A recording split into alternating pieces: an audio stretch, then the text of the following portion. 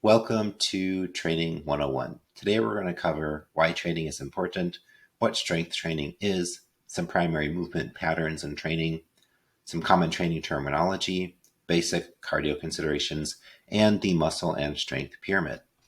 So first we're going to talk about the importance of training. But before we do that, I want to talk about exercise, which is basically a general term for any activity that requires some physical effort and is carried out to sustain or improve health and fitness. However, training, on the other hand, is basically a goal-specific program that includes exercise and also diet in order to reach or maintain a level of physical fitness, typically in preparation for an event, but more oftentimes with general population and you who are working on training to reach a specific goal that you have for yourself. So, for example, if the primary goal is to lose weight, nutrition is oftentimes the biggest factor. But a good overall training program is going to bring it all together in order to achieve optimal results by including the correct approach to exercise. So, let's talk about strength training. Strength training or resistance training are basically interchangeable terms, and you're going to hear, most often both of these terms used for the same meaning. So with strength training or resistance training, basically you're using your body weight, could be using gravity, resistance bands, for example, weighted bars, dumbbells, and other types of equipment to improve your muscular strength, hypertrophy, and endurance. So strength is the power to resist a force. Hypertrophy is an increase and growth in muscle cells, so that's increasing your muscle size. And then endurance is the ability to withstand prolonged effort, to do something difficult for a longer period of time. And we have this continuum here for strength, hypertrophy, and endurance training. So when we're focusing on the strength result, so being able to resist greater forces, we're usually training in the 1 to 5 rep range. When we're focusing on hypertrophy, we are training in the 8 to 12 rep range. And then when we're focusing on endurance, being able to do difficult things for a longer period of time with prolonged effort, we're focusing on 15 reps or more. And we often are going to stay in this 8 to 12 rep range or in the endurance rep range of 15 or more reps, because when we're specifically training for greater strength in that 1 to 5 rep range, there's more likelihood for injury because we have to be using higher weights. And when we fail using higher rates in that lower rep range, there's a greater chance of injuring oneself. And the reality is that we do see improvements in strength and we do train in the hypertrophy range, but it's not to the same extent as if you're intentionally training in the 1 to 5 rep range for strength. Continuing on, let's talk about the benefits of training. So we can improve our muscle strength, our size, and our tone. And I want to talk about tone for a second here because a lot of people like to throw around the term of, I want to be more toned, like I want to look more toned. So what does that mean? Being more toned requires two things. You need to have less body fat, and then you need to have greater muscle size so that you can see the muscle. That's what tone is being able to see the muscle on your body, which requires less fat, more muscle size. So another benefit of training is improved posture, flexibility, mobility, and also balance. We also can increase our bone density with strength training, and also from that reduce our risk of osteoporosis, which is the decreasing of bone density as we age that normally occurs if we don't train with weights, which also means we're going to be more likely to break our bones as we get older if we're not training with weights regularly. Next, we have basically a decreased risk of injury as well as cognitive decline. So strength training improves our mental acuity, our clarity, and our sharpness. And lastly, it's going to help decrease the risk of diabetes, heart disease, and arthritis. Some of the primary movement patterns that we see with training are squats, which develop the quads, which is the thigh, the front of the leg. Then we have the glutes, which is your butt, your hamstrings, which is the back of the upper leg, and of course your core. The lunge develops single leg strength, mobility, and balance. Hinging movements develop the flexion and extension of the hip. So that could be like the leg extension movement where you're extending up to work your quads, or it could be like the leg curl movement where you're kind of laying down and curling up with your legs to work on your hamstrings, and even glute movements where you're doing like a glute bridge on the floor and thrusting up are hinging movements that work on the flexion and extension of the hips. We also have pushing movements that develop the muscles that push objects away, like your chest. We have pulling movements that develop the muscles that pull objects closer to your body, like a dumbbell row, for example. And then we have rotation movements that kind of focus on developing stability and mobility in the hips, pelvis, and your spine. Some common training terminology that you'll hear are compound exercises, which are exercises that work many muscle groups at the same time. So that could be like the squat, which is going to work your thighs, which is your quads, your hamstrings, the back of your legs, and then also your glutes and your core. We've got isolation exercises, which work one specific muscle group at any time, which is like a bicep curl, where we're just curling up here and we're working our bicep. Then we also have the term session, which is basically like a group of exercises performed sequentially in a single day. So that's like saying my workout for the day is to train upper body. That's a session.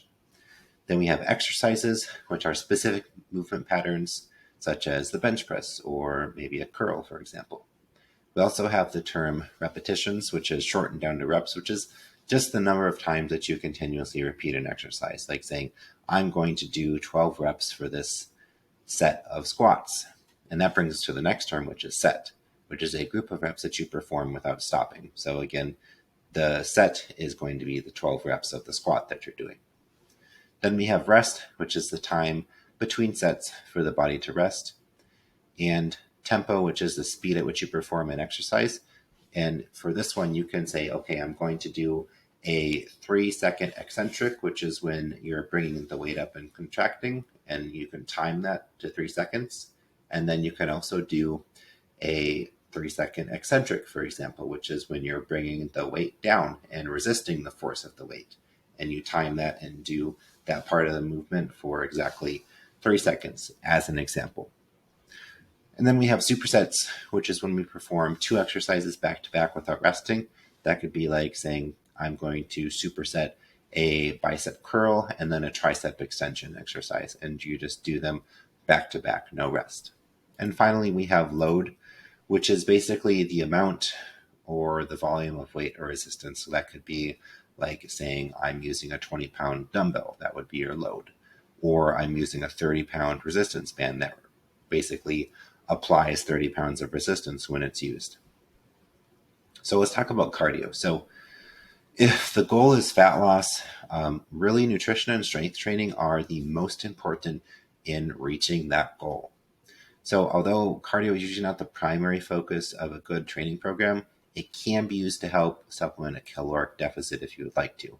And importantly here, it's really important for your overall cardiovascular health and longevity of your life.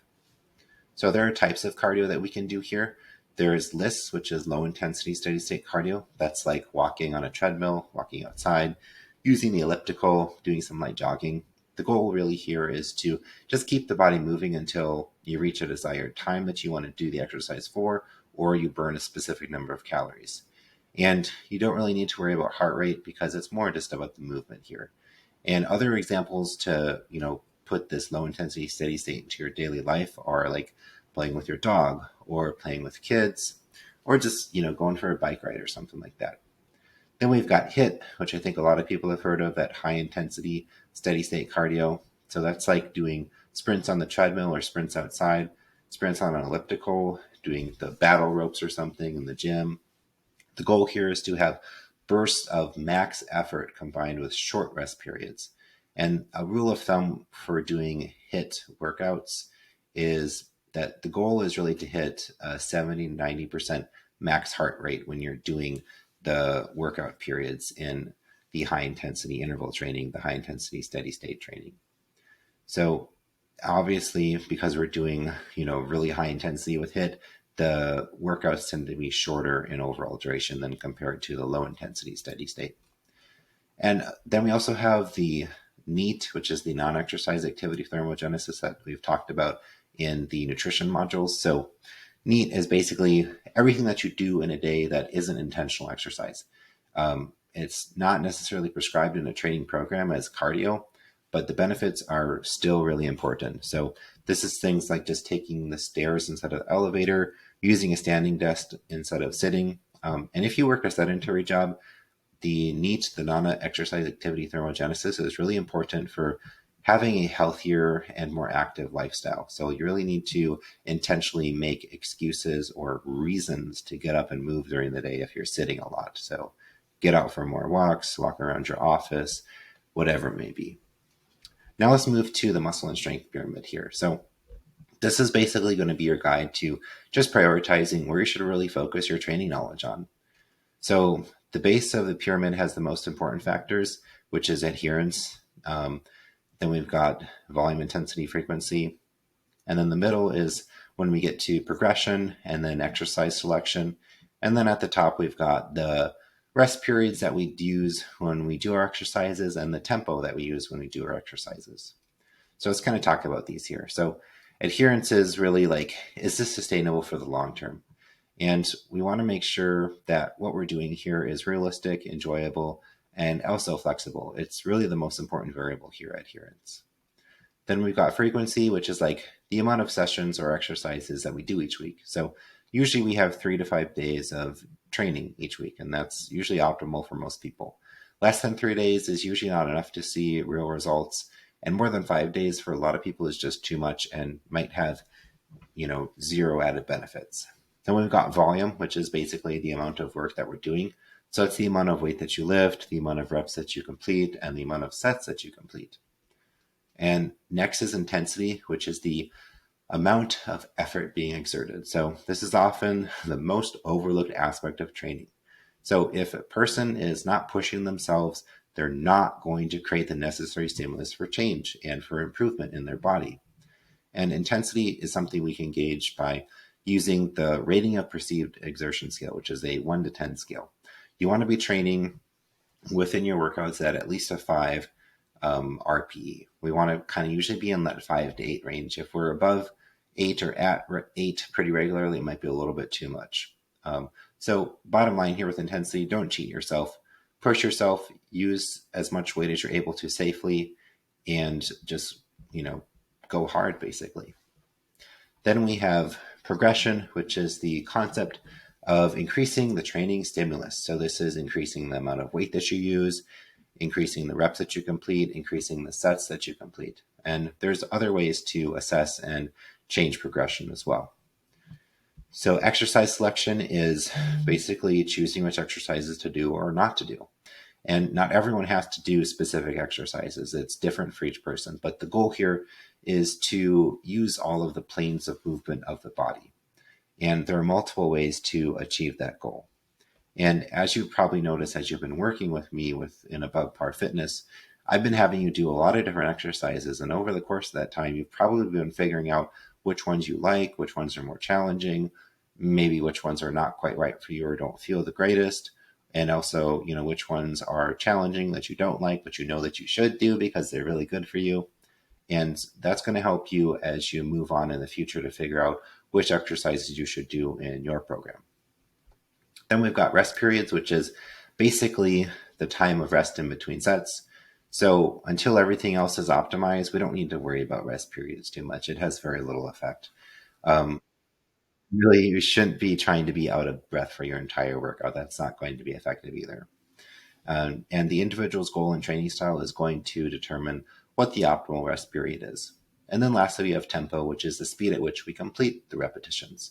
And again, until everything else is optimized, this has minimal to no effect, to be honest.